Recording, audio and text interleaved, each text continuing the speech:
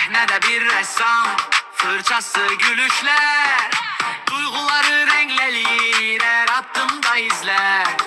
Ciddilik qaçır burada, qəhvə zəng çalır.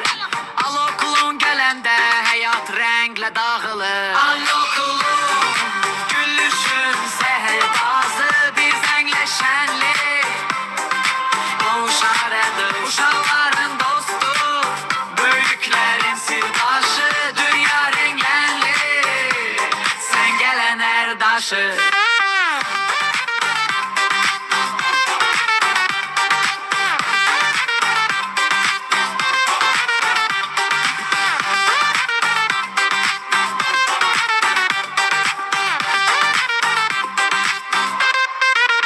Bir zəng yetər, qapında şən hava, həyatın ciddi tərəfi itir avazda.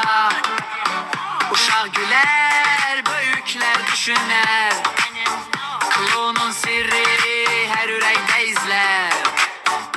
Sir kimi bir dünya, əllərdə balonlar, hər tərəf gülüş dolu, yox olur qaranlıqlar. Sənədən həyatın rəngləri axır, alo klon deyirsən, hər şey canlanır.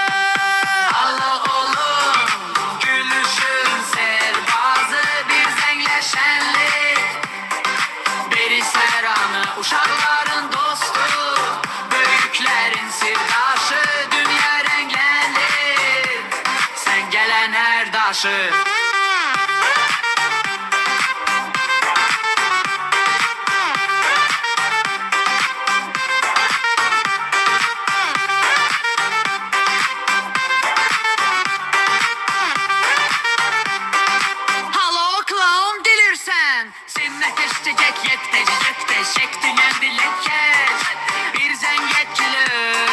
Ruhlara işıq ver, ciddilik qaçır, şənlik qapıda.